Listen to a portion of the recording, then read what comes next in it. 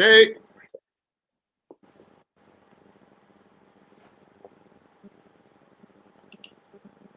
We're live. Gentlemen, the show has started. We have no intro today. Go for it, Dave. Oh, hello, my friends. Welcome to the show. I am very sorry about all of that going wrong. We've had real problems today. I don't think we're the only one. I don't know if you've seen the news this week, but Gavin Williamson, Education Secretary, has come up with the bright idea of using teachers to grade their own students. So essentially using teachers to mark their own ability at how good they are at teaching. If that was up to me, I'd give myself 110%, which is why I don't teach maths. There's also another reason why a lot of us don't teach. So I'm going to welcome to my, is that side? No, he's that way. To my right, it's the wonderful Vladimir McTavish, and down here it's Jay Sodagar. Good day. How are you, Hey. Oh, yes. Very good, very good, very good, very good. Oh, the restrictions are all lifted. Restrictions are soon going to be lifted. We may be actually to be able to do a gig. We may be able to actually do a gig one day. There's one thing that does confuse me though, is Boris wanted to lift all those restrictions. It's all gone wrong today. Let's get that goat back in from last week. Let's do that. Let's get the goat back in. My point being is, like, Boris is lifting all the restrictions on June the 21st, right? And he wants to give every adult the first jab by July the 31st. So there's that 5-week gap where restrictions are lifted, but not everyone's got the jab. I mean, it sounds a bit premature on Boris's part. Yeah, that's what I thought too. Yeah. Yeah, because that's probably why he's got 6 kids, because he is so premature. Do you see what I did there? I chucked in a knob gag right there, and you all thought I was being political. No, he's but it's all gone mad. It's all gone mad. But how are you guys? I'm fine. I'm good. Yeah. Dave isn't. Dave looks like the kind of guy that's like, why doesn't no one date me? That kind of look. I'm so sorry. This is cutting in and out for me, like, massively. This is like the worst chat roulette you've ever been on. It's kind of like Crime Watch meets Tinder, and not like, you know, they're very over. Changeable. Normally, this is such a high octane operation. This week, this show got 5 stars from the Sun. Did my it? mate Mike. Yes. And yeah, my mate Mike's. So I'm joking. He only gave it 4 stars, but still, he enjoyed it. But it reads like a 5. Nice. Yeah. We got 4 stars from the Sun. That's brilliant. Of my mate Mike. Well, yeah, but if it's the Sun, we're quite clearly doing something wrong. Fucking hell! Wait a minute, we better up our game a bit. Brilliant. Well, Vlad, I know you had the vaccine last week. Have you had any side effects, and can we use you to boost our Wi-Fi? I can say the one side effect I've had is my hair has gone mental. Right, I think that was like that before, mate. Yeah, none whatsoever. It's I would say, if anything, I am actually healthier than I was a week ago. Wow, that's a big claim. Why? Due to the fact that I, for really unusually, for February in Scotland, I have actually had some vitamin D. Wow. We have 2 days of sunshine. It's been fucking freezing cold, but we've had sunshine. I mean, I can't believe the solar panels that are driving my router are quite clearly working at full power right now. Christy here, Melbourne. Hi, Christy. I'd just like to say, if anyone watching in tonight was in Italy like about a year ago on a skiing holiday. It's your fucking fault. Essentially.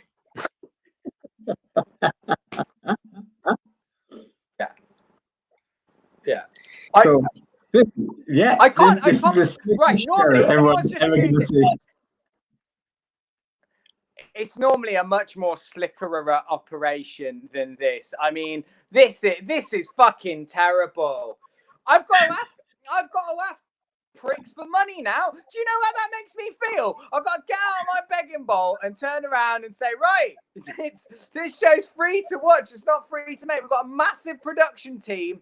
We've got 47 people that are waiting behind it. They're going mental, right? It might look like I'm doing this on a phone. I'm not. This is a high-proof camera that was made in the 1980s that was built by NASA. So please donate. If you've just lost a loved one, donate all of their estate to this address down here. Because this costs us in excess of, what do we think, lads? Like 400, 500,000 pounds a week. I mean, like that. Near that. I can just reassure everyone at home that every single pound you donate will go to getting Dave Chawner a decent broadband connection for next week. Who is your broadband provider, Dave?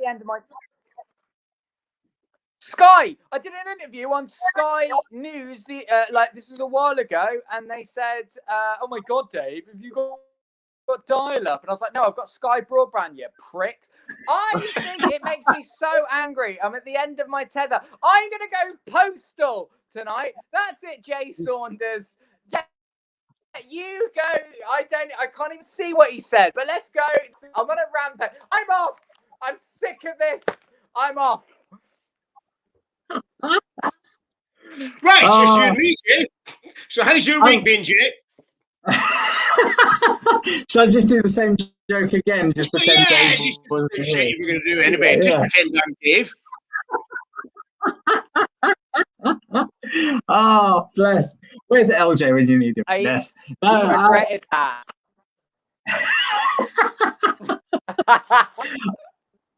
I'll be honest with you. I think I'm having relationship troubles. Right, troubles. I reckon. It's lovely watching Dave's delayed reaction. I've had relationship problems. It is like watching sort of like one of those really crap American TV dramas. Like, I'm having an affair with your brother.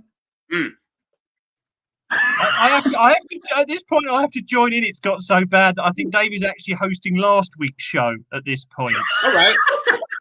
I'm pretty sure. I thought Dave was actually appearing in a porn video made in the 1990s that went out on dial-up. Try plugging into your phone line, Dave. That might work. Well, it has been a week. That's all I can say. We've got a couple of video clips coming up that might not work. Because earlier on this week, Boris Johnson was back in the classroom, and he has some very, very surprising revelations as to why he had to go back to school, as we can see here. No, we can't. No. Oh, yes, we can. Being critical when maybe you feel sometimes a bit guilty about that because you haven't put yourself in the place of the person you're criticizing. And so, brilliant. We missed off a bit at the start. He actually admitted abusing people. There you go. He admitted that in the classroom. What I think is great about that video is that girl sitting next to him. That's probably the one day of contact teaching she's had since September, and this fucking buffoon is sitting next to her. It's also, what politician would ever do a photo opportunity in a classroom where they pretended to be a pupil? Well, it's almost like he's admitting he doesn't know anything about it. I've just come here to learn something. I mean, I know all politicians are prone to really embarrassing photo opportunities, but Boris has to take the biscuit for it. What I love is that one where he goes, anytime he goes into a hospital now, he wears a white coat.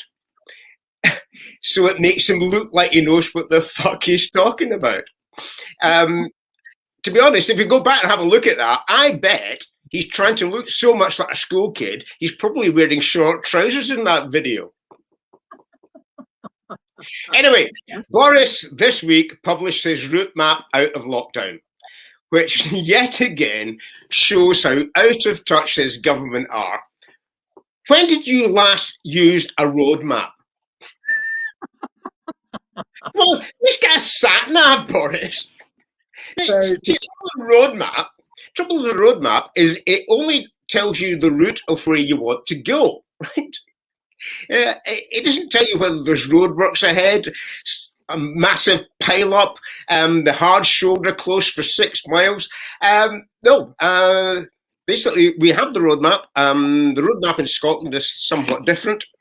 The roadmap in Scotland, according to Nicola Sturgeon, is that everybody has to stay at least 2 meters away from Alex Salmond. That is the latest she's making. But the thing, any roadmap is only as good as the person driving the car. I mean, effectively, if we take this analogy further, I don't know, would anyone have any confidence whatsoever with this idiot behind the wheel?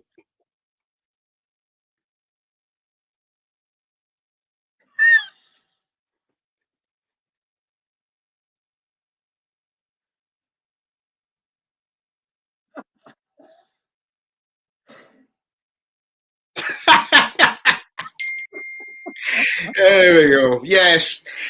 We have got a packed show tonight. We have got such a packed show, we don't have room for our host. So in place of the marvellous Dave Chawner, who has got some internet issues somewhere, we're just going to crack on. We have got 2 marvellous guests.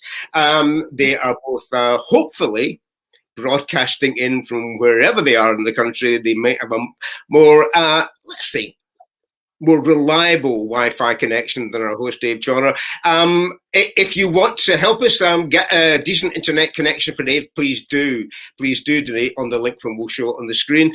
I think it's time to show our first guest. She is a veteran of the Edinburgh Fringe, a very, very talented comedian. We're going to see a clip of her in action now. Let's just hand over and watch in action Jane Hill. So he's limp, I'm dry. You know, it's like trying to thread a needle when you've forgotten your varifocals.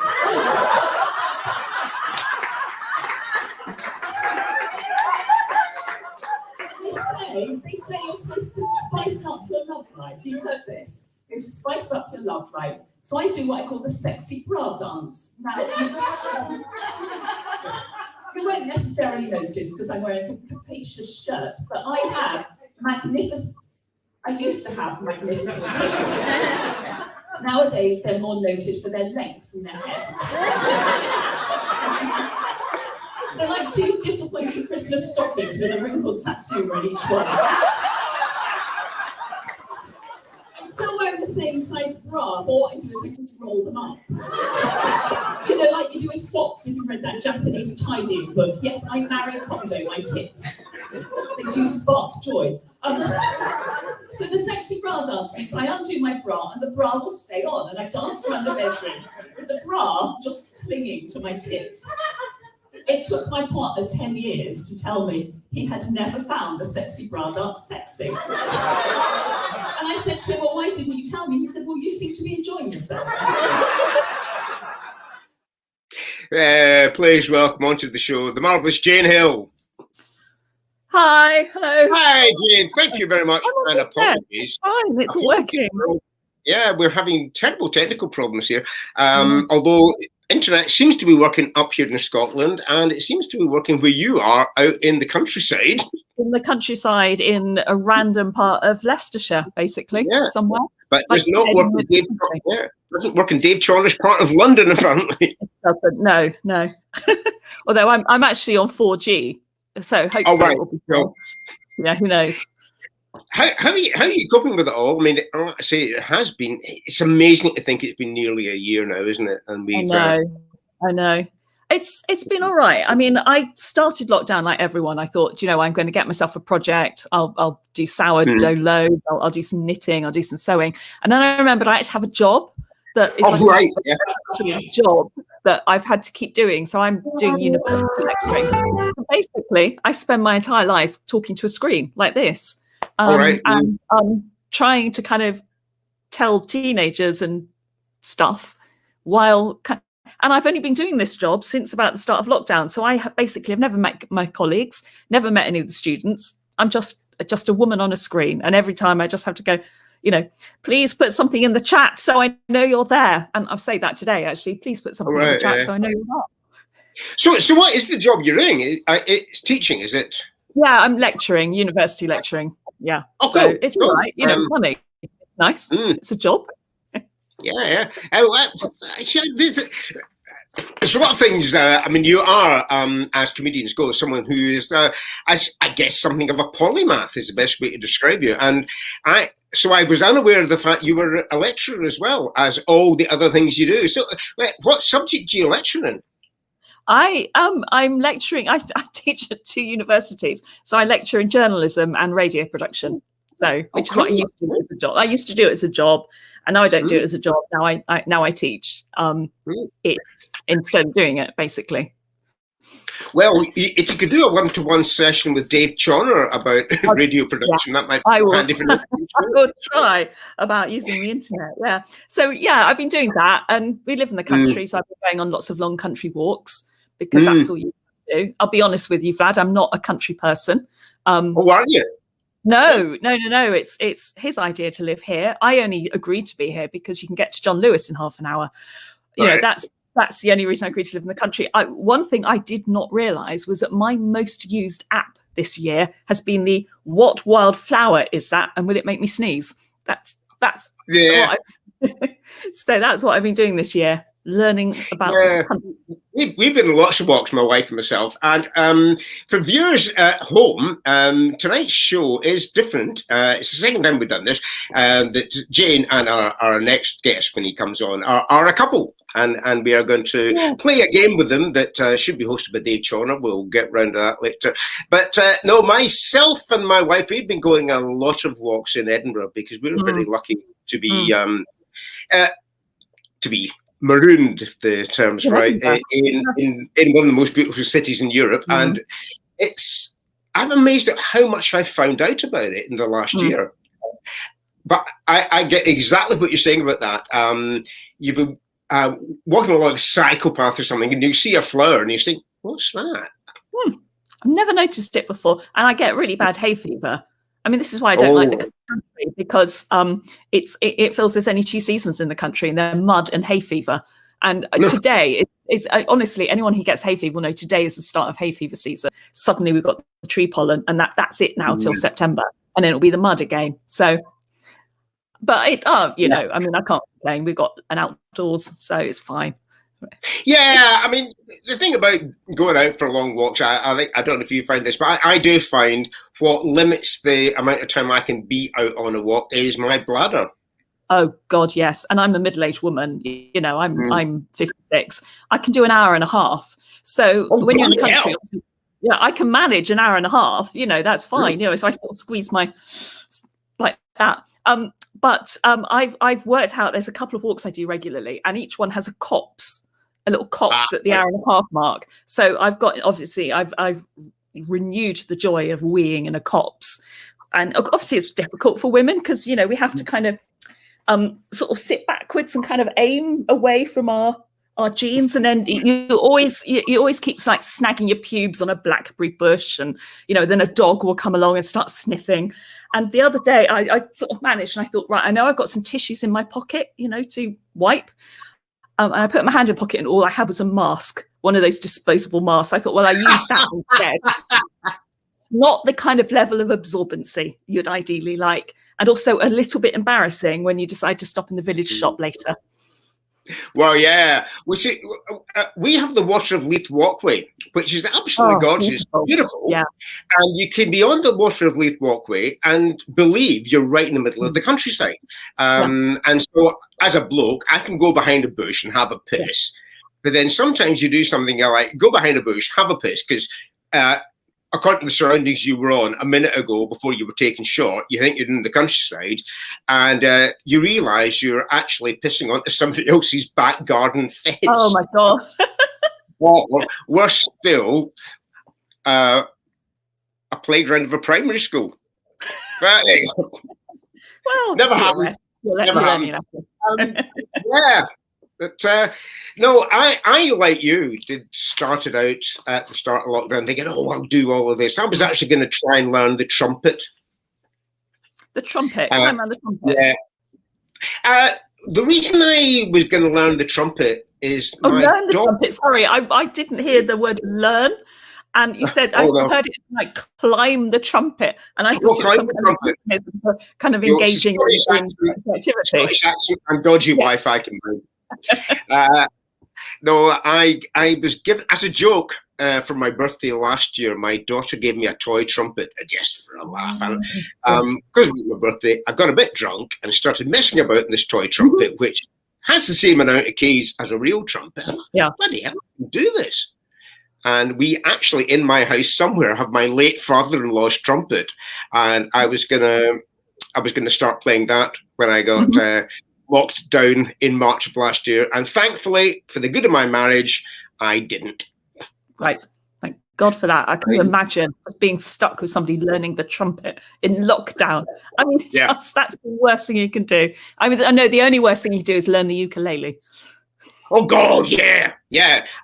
No, there's one thing worse than that, Jane. You could learn the ukulele, and then when gigs started up again, you could play the fucking thing instead. God, I mean, you must dread normal August in Edinburgh, because basically it's just ukuleles a go-go, isn't it? Like every single person goes up to Edinburgh with a ukulele. They're all on the train. The train is just full of fucking ukulele. And the thing about ukulele, and I'm sorry, there must be plenty of lovely people who play ukulele, but people say to me, the great thing about ukulele, it's not difficult to play. It's really simple. Anyone can get a tune from ukulele.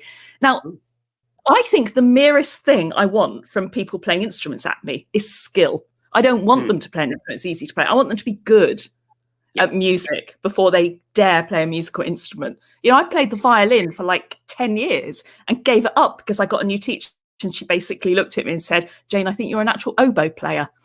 Which for me, the ukulele might be easy to play, but it's bloody difficult to listen to. That's the problem. Exactly. But another thing about you that I think you very much hide your life under a bushel about is your novels. You are a multi-published author. I am, yeah. And when I say published, I always like to stress this, and it always feels a bit unfair, because obviously self-publishing is fantastic, but somebody actually paid me to publish a proper publisher. And that's kind of like, sorry, Jay, but I mean, honestly, Bin the Ukulele is a polished site. With Gits apparently bad. No, I've written some novels. By one-man band. That's quite I know. I've written some novels. I wrote, it was about, 10, 15 years ago, I wrote 3 psychological thrillers, one of them set at the Edinburgh Fringe. And I never got around to writing my 4th, and people sort of say, why did that happen? Now, I always think of, my books are like my babies. I haven't had kids, but I've written the books, and it's kind of what I produce. But I don't think anyone would ever say to a mother who is struggling to conceive her 4th child, I wouldn't bother, the first 3 weren't very popular. That's what my editor said to me. So, all right. So well, I'm one of 3, so maybe someone said that to my mother. I don't. I'm the second of 3, so obviously nothing. I'm recently started reading Can't Let Go, which is the one you set at the Edinburgh Fringe. And although I'm in Edinburgh and I've been here for a year, I just got this pang of nostalgia. I know. which you would obviously, but my city is so different now and will be in August because we don't have this marvellous carnival coming to town. Our friends from all over the world aren't visiting us. Yeah. And yeah, I kind of feel a wee bit, ooh, I miss it. But one thing I don't miss, I don't miss the silent disco. Oh God, the silent disco. The silent disco is worse than ukuleles. Yep. If anyone doesn't know what the silent disco is, you can be. I was once on that road. You know that kind of crossing that goes across from Bristow Square. If you're heading back towards, the Royal Mile, and there's that kind of busy crossing there. And I was standing on the pavement, and there was quite a crowd behind me, and the fucking silent disco came up and actually pushed me into the road. So they are a danger to life and limb, and they're really annoying. And also, I don't miss that. I used to be quite proud of the fact I could walk from show to, if I was doing 2 shows, I used to be quite proud of getting from one show to the other without being flyered, just by giving a certain facial expression, which I can do now. Yeah. Nobody wants that at their show. That's how you stop being flyered in Edinburgh. I once gave that face, or an approximation of it, to someone who was flyering for a mind reader. And not only that, it was the mind reader flyering for their own show. Yes, Kirsty, you're on our side. I gave him that look, and she still shoved the flyer in my hand.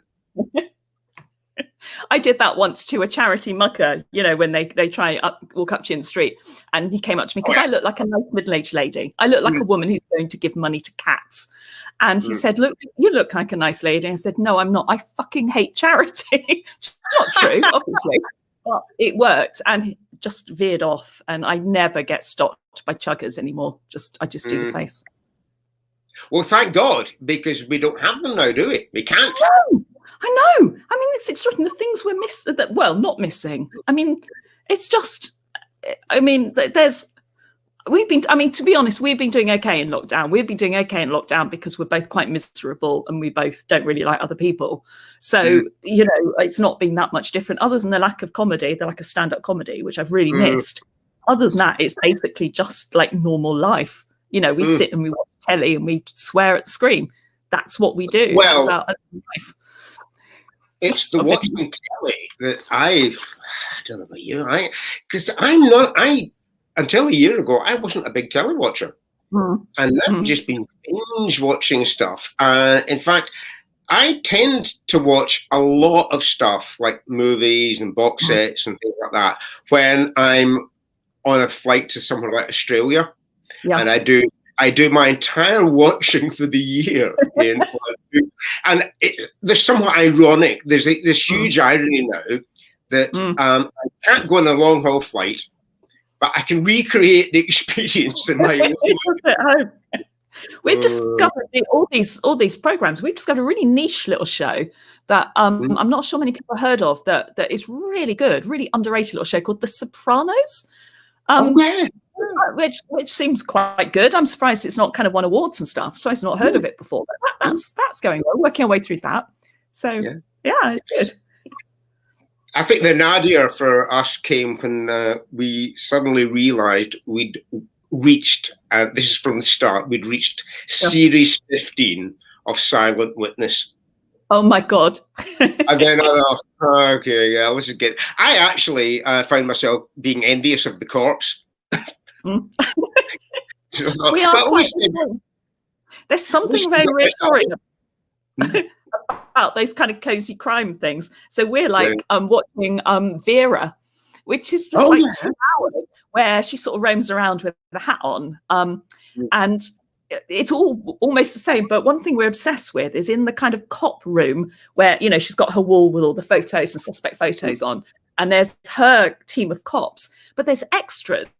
And the extras are all too smartly dressed. So in this room of cops with all the actors, there'll always be about 5 other people with suits and ties on. So we've started this idea that they're in a different drama, that they're solving a different crime, and that the Vera cast are extras in their crime drama. Like wondering what's happened in that one. So it's kind of the things you start thinking about when we should be on Gogglebox, basically. Yeah. Well, everyone has become life has become like an endless goggle box. It has. Yeah, definitely. The other one that we saw from the start was Killing Eve, which I'd missed the first time round, and that is just so. And so some stuff, oh God, I can't wait for that to come back. But there's other things, gee, wonderful. And then we started watching House. Oh, yes. I loved when House was first on. I absolutely loved it. I was obsessed with it. One of my favourites. Well, that's the thing. I started getting obsessed with it. And I put my back out halfway through watching the series. And I thought, what if it isn't that straightforward? It'll be lupus. It's definitely lupus. It's always lupus. It's never lupus. No, it's never lupus. You're right. It's never lupus. Listen, Jane, it's been an absolute joy. Stick around because, as you know, we're going to be doing you and your life partner, Rob. But I'm going to have you back. Partner. Partner. Just like really for the rest of my life. Yeah, I know. I'm sorry for signing you up there. Sounds like a life sentence that way. You and your partner Rob will be joining us later. We may have Dave Chawner. I don't know. We may have Jay Sodagar. Whatever is happening, it's marvelous. Jane Hill, everyone. Oh, and we've got Dave Chawner. Look at that. I've got to say, and this is purely for Jane, I only cut in and out, and I can apologise for my lack of professionalism. I blame Michael Gove. I cut in and out, but I got to the bit where I heard that Jane particularly loves these. So I was thinking that what we could do is for the next, I don't know, 20, 30 hours, we could just have a little sing-song with Jane. And I think let's bring Jane back in. She can sing along and we can have... There you go. Yeah, more, Jane. Yeah. We now know who the two people are that were in Daft Punk. It was me and Jane all along. There you go. What an absolute pleasure. Thank you so much for watching, guys. Sorry for the technical issues. Don't forget the show is free to watch, but it's not free to make without ever. Yes, it is. Please donate there. I've been Googling how much to sell a kidney for all afternoon, and the answer is not enough. Right, we're going to move on to our next guest, who is Jane's life partner. We're going to have Jane's death partner next week. His name is Rob Coleman. He's absolutely brilliant. He is one of the few people that take part in the prestigious British Comedian of the Years of last year. But to put that in some sort of context, let's have a look at him in action. Let's try something else. Whereas I have very big hair, I've always got a very tiny willy. Ladies, you may be dating a man with a massive penis. Not this time, but no. Hair, yes. Big penis, not quite so much, but I'm sorry about that.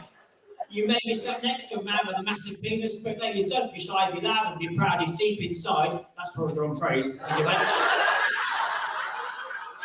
If deep inside you like a man with a tiny willy. Lady Mayor of Cricklade, have you come back from that? Well, you should. Because this tiny willy has its uses. This tiny willy's been keeping train seats next to me free.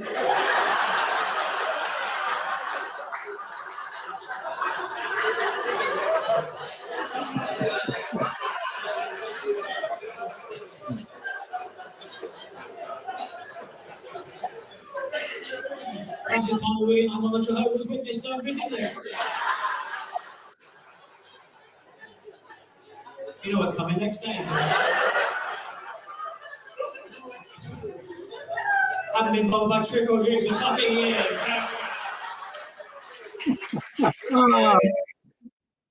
Absolutely. Look, it's an absolute pleasure.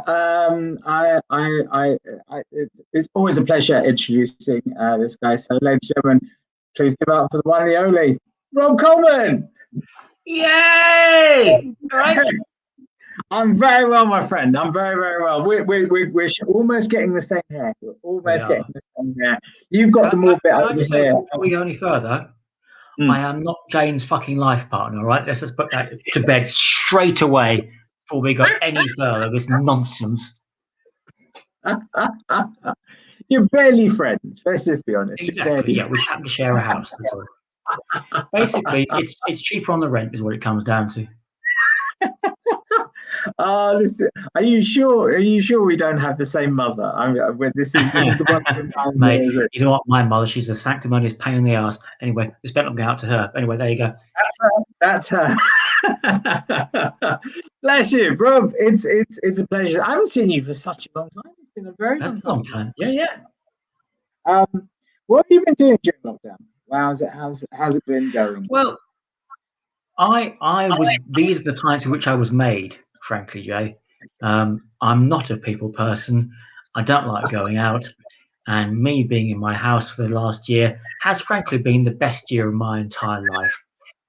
I've managed to avoid all you fuckers, every single last one of you fuckers I've managed to avoid. I've been sat here on my own, practicing my bladder training, getting my bladder up to speed for when I get old, so I can now hold for 3 hours at a time. That's how good my bladder is.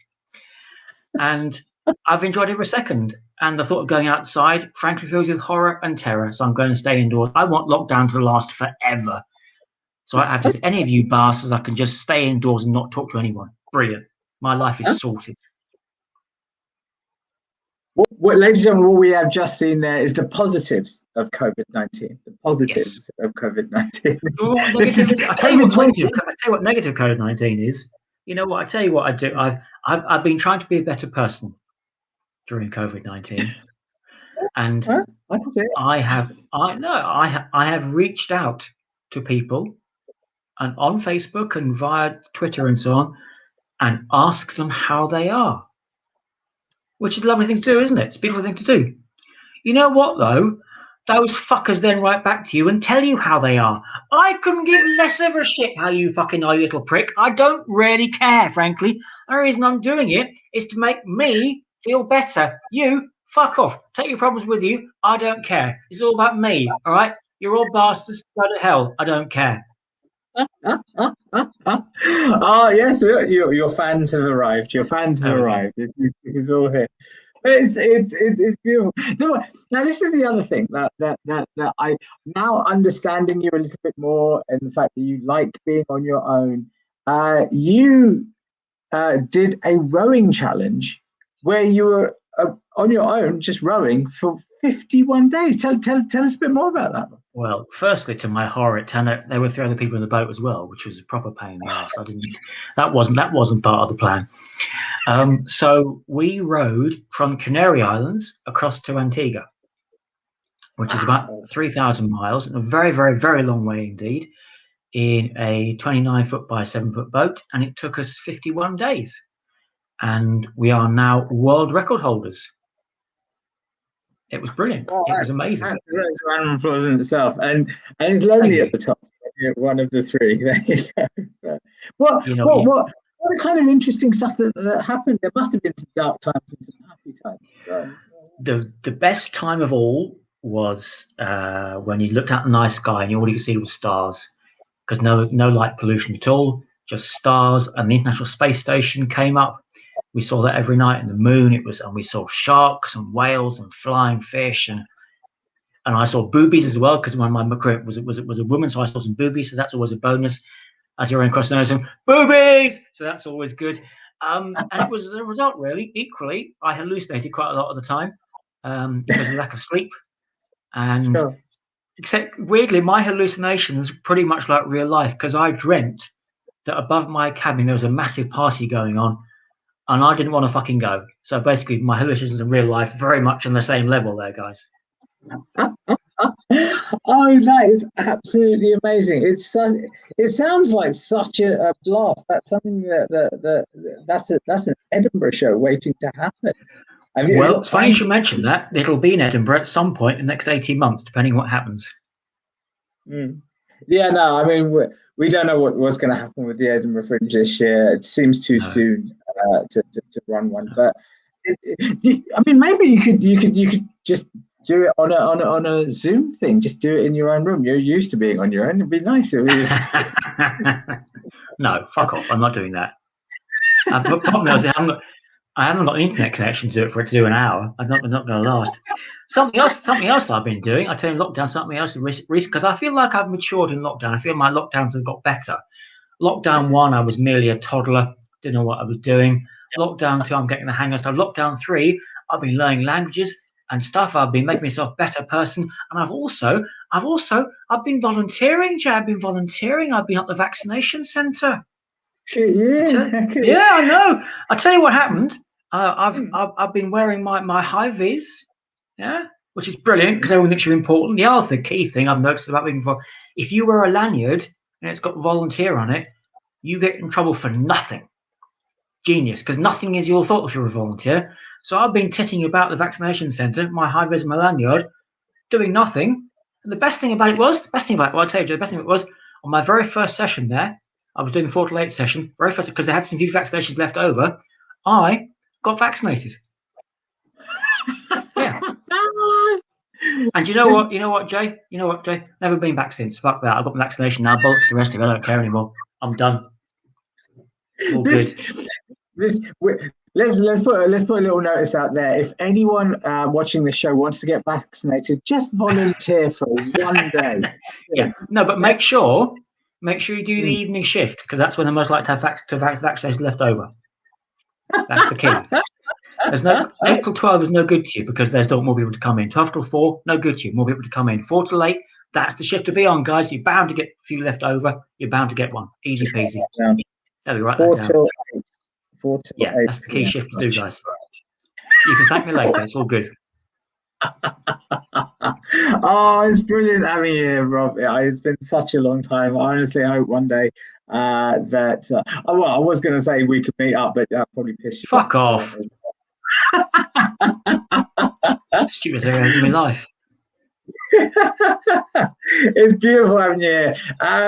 So what we're going to do is I do understand that you and Jane are not married, so on and so forth. But it's correct. And you know what? You know why we're not married? You know why we're not married? I tell you why. Because I don't particularly want to leave her, but it's nice to know I could without causing me any financial grief. There you go. So simple as that. You don't lose a house. That's what. Very good. Very precise. I don't lose a house. That is exactly it, Jay. Very practical. This is one of the things. Is you met? How long have you and Jane been together for now? Oh, don't ask that sort of question. I don't know. This is going to be hell. I'm going to sleep on the sofa tonight. I'm going to say 15 years. I get the violin out there. Yeah. 15 years, I reckon, probably. Oh, and you met at a gig, right?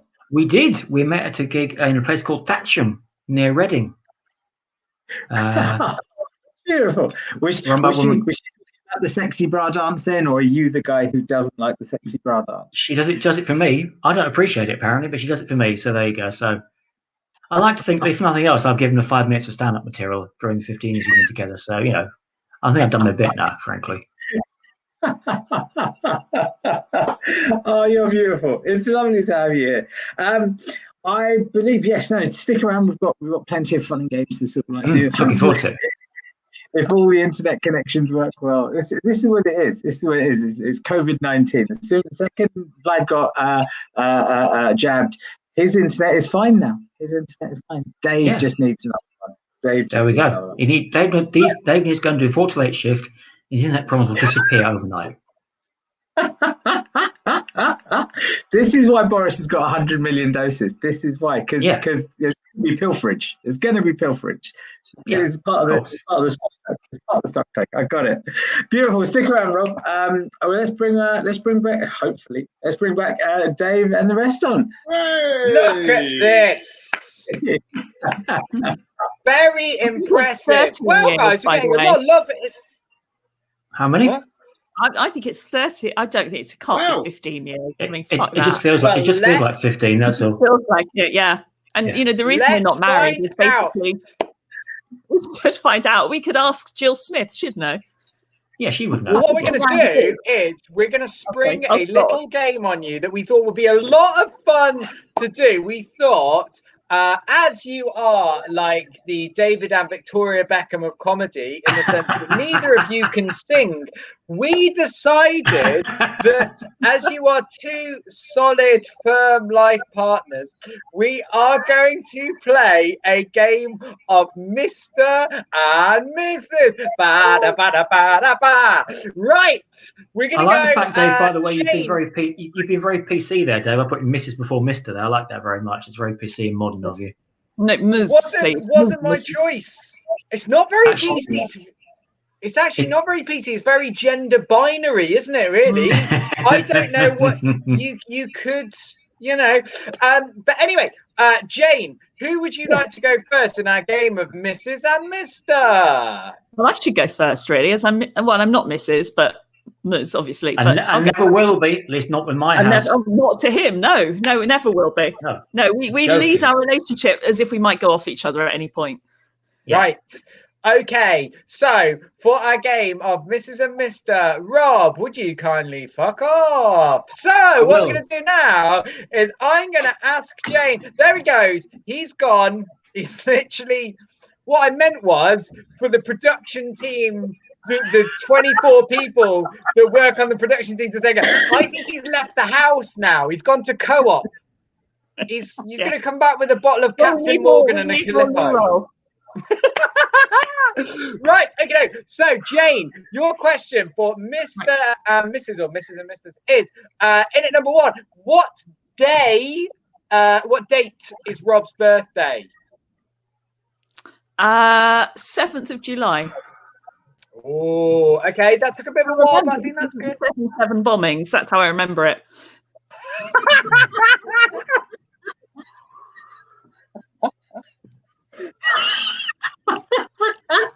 If you ever do get married, please get married on September the 11th. I just think that's it. It's all easy. Nice and easy. Brilliant. Where's this next question going to go? Question number 2, Jane. What colour are Rob's eyes? They are actually a really lovely shade of blue. Blue. They're the first thing I noticed, other than the hair, obviously. Really? Are you a big like eyes really do it for you? His do. They're quite nice. Yeah, they're all right, his eyes. God, that's the most romantic I've ever been, ever. Well, all I was thinking was that's actually quite disablest, that you're saying that you don't find blind people attractive. But that's your stuff, Jane. That's your. No, it's, I'm ableist. I'm basically ableist. Yes. And finally, we've already answered this, so I know that you'll know. Where did you and Rob go on your first date? No, on our first date. Oh, no, we didn't. No, that's where we met. Our first date, I would say it was probably the Pizza Express on opposite the British Library, in London, where we pretended we were interested in doing an Edinburgh show together, but actually we just sat and talked. Was Prince Andrew there? No, it was on opposite the British Library on Euston Road. It was that Pizza Express. I don't know if that counts as a date though or not. It was a bit. We'll see. It might be the tip is. He took me to the tip. Okay, well, what we're going to do is we're going to get Rob back. I don't know how we do that because I'll go upstairs and get him down. Get him back to his computer. All right, you go and get him. This show's working.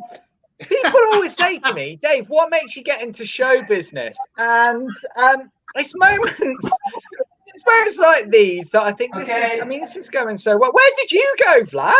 I got thrown out. Oh, brilliant. Listen, I've been thrown out of better shows than this one. That was a very short game of Mrs. and Mr. What happened there? Well, it was very bim bam bosh, Rob. So we asked Jane, what is your birthday? And she said it was on the day of her favourite terrorist attack, 7/7. Can you say whether that's true or false? That is true. Hey. Very good. 1 point. In at number 2, what colour are your eyes? Jane said blue. That is correct. Very good. And in at number 3, this is going to be an interesting one. Where was your first date with Jane? I tell you what, actually, I think our first, well, difficult. We went to a Laughing Horse Edinburgh Festival seminar in London, and we walked out afterwards. But our first official date, I think, probably was in a Pizza Hut near Euston Station. Pizza Hut or Pizza Express? Pizza Express, probably. There you go. We got that. I'll give you that. 3 out of 3. Right, Jane, we're going to kindly ask you to scram. Yeah, go do something. Go do. I'm gonna get myself off. Go do it. Right, Rob, it's now your turn for the chance. 3 out of 3. You've got to get these all right. So, Easy peasy. Question number 1. What is Jane's cousin's star sign? Oh, fuck off. What sort of question is that?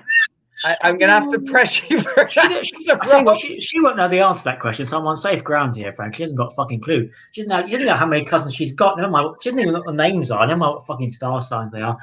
I'm going to say Pisces. Why not? Great. I love that you're playing along.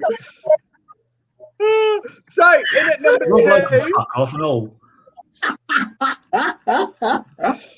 What size shoes are Jane? What size shoes does Jane have in European sizing?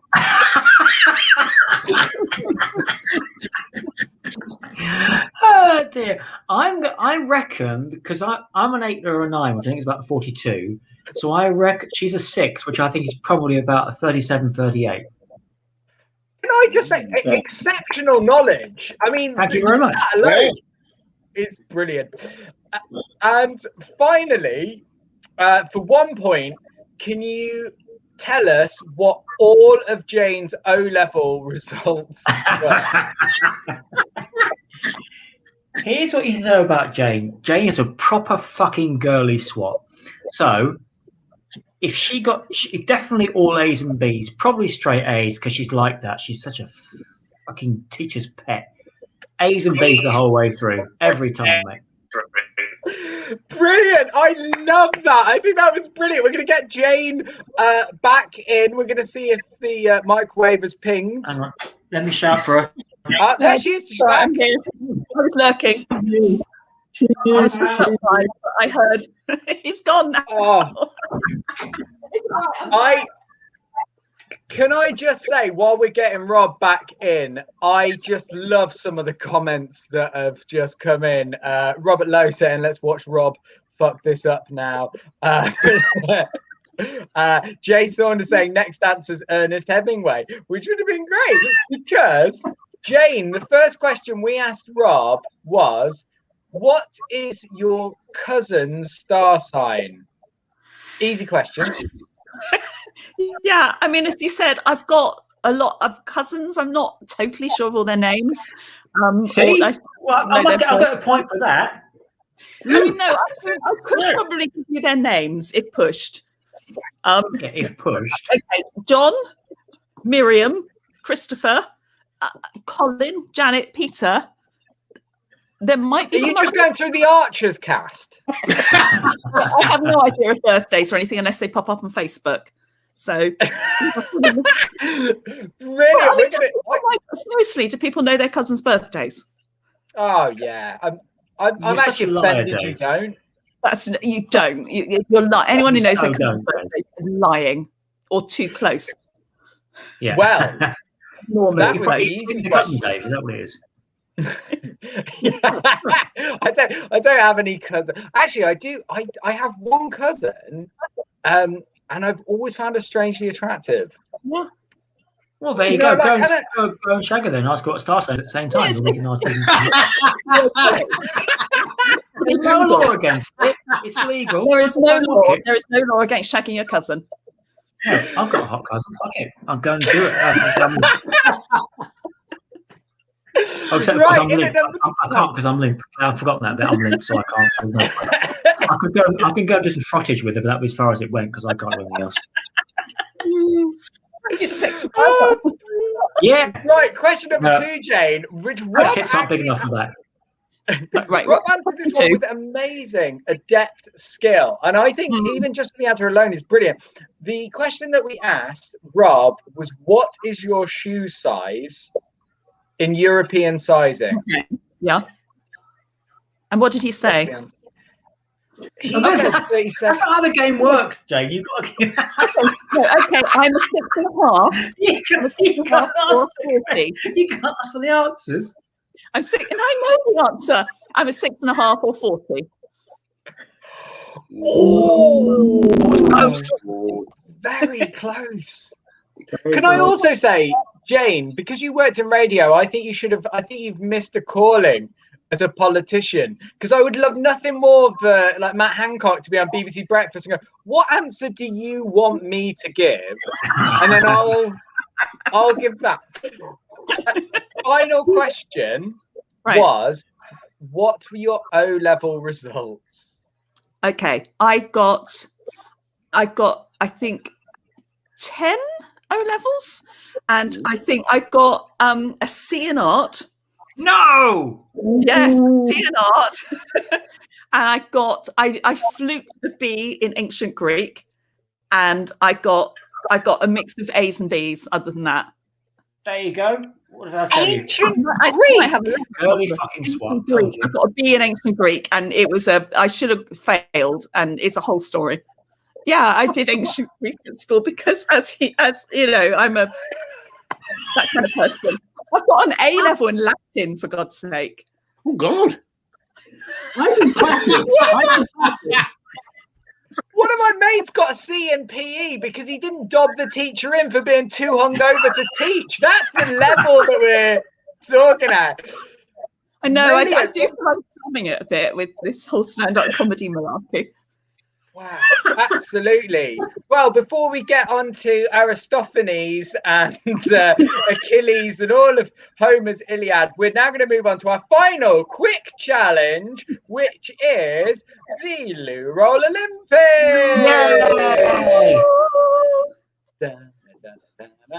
There was a graphic for that, but we're trying to find it. So it is like Groundhog Day, my friends. We are going back to those hallowed times when we were trying to scramble around for a toilet roll. Now, the challenge this week is, individually, I'm going to ask you how many toilet rolls. I can hear the poo in the sea. I can hear the poo in the sea. Yeah, sure. Oh, you know, Rob, if someone had said to me, one of the guests tonight got an A in ancient Greek, I would have thought it would have been you with that sort of. It's unbelievable. I was robbed, mate. I tell you, I only got a B plus, or I was robbed. So this week's challenge is going to be, how many toilet rolls can you balance on your head?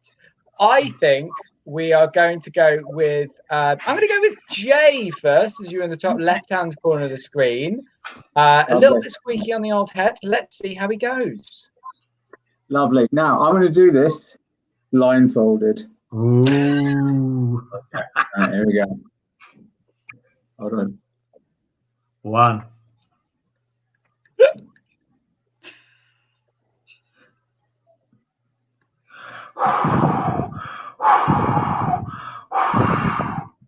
Wow. Whoa. I've only got 2 rolls.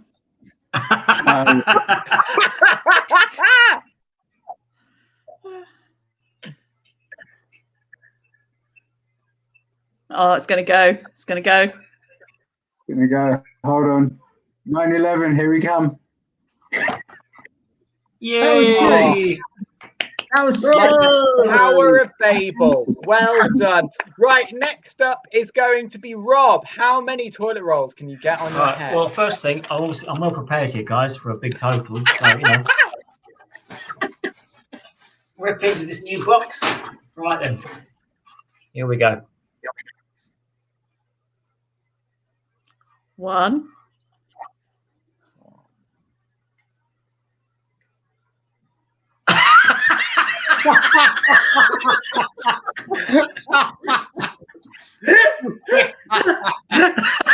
You know what, Rob? I thought you were going to be really inventive, and the fact that you bought a bag, I thought you were going to put the whole bag on your head and go, "There's 40 toilet rolls." But then, there you go. I mean, look at that. There we go. So that's 20 toilet rolls. Vlad, can you? Well, I must say, it's I'm quite impressed by the fact that Rob and Jane have, between them, bought every single toilet roll in whatever small village in rural Leicestershire they actually live in. Right, here we go. I'm limited by the fact I only have 4 toilet rolls, a low ceiling, and a very small head, but with quite a lot of hair on top of it. So here we go. Try 1. Fuck. 1. I was blindfolded. I said we just do this for an hour. Yeah. Finally, Jane, can you? I can see you're very well prepared right there in the back. Can you take it for the win? Well, I don't want to just cheat like Rob did. I'm going to try and do it properly. Innovation, I think you'll find. I'm going to come to us and tickle you right now. Please fucking don't. If you do, I'm leaving you. That's 2. Hang on.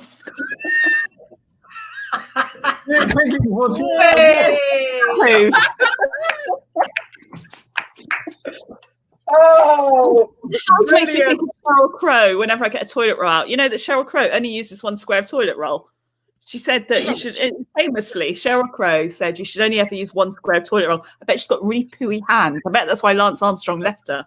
It's like, I love that you say famously, like that's what we all know Sheryl Crow for. Like, I bet you there are people watching, and the minute they think about Sheryl Crow or see her, they go, she only uses 1 square of toilet roll. So this was a long time ago, but Rob and I are united in this fact that we both, go 1 square of toilet roll. Correct. Look it up. It's a huge thing. So next time that you are having a shit, think of Sheryl Crow. Well, Sheryl Crow. What an absolute pleasure. We muddled through, and what a genuine joy it was. The final part of the show, the really important thing to do, was to give back to you, all our wonderful watchers and listeners, looking at Kirsty, Rob, Mark, JD, Spades. If they want to find out more about what you are working on at the moment, Jane, where can they go? What are you working on? Okay, I mean, I do have a website. It's a bit out of date, janehill.co.uk, but Twitter. Oh, no, I'm Twitter Janehill64, not 65. Yeah, she's not that young. Fucking hell. She's He was born in 65. I was born in 64. He is my toy boy. So it's at JaneHill64 on Twitter and Instagram. Believe it or not, Rob is 15 months younger than me. Oh, God. Hotter ladies, come on. JaneHill64. That's probably the best thing on Twitter. That's where I do my thing. Great. And finally, Rob, what would you like to plug? Apart from the fact that you're 15 months younger. Frankly, I hate you all. If you must come and see me, our website's in front of you. Come on Facebook and be rude to me. That would be wonderful on Rob Coleman on Facebook. Or at some point, next 18 months, I'll be taking my rowing show to Edinburgh. That'll be exciting. Come and see me there. I can abuse you, and I can abuse you in person. How incredible. Do look those guys up. Guys, as ever, a huge thank you to my co-guest, co-presenter, Jay Sodagar, Vladimir McTavish, Jane Hill, and Rob Coleman. We have been the Thursday Show. We'll see you next week. Thank you very much for joining in, and goodbye. Thank you. Bye-bye.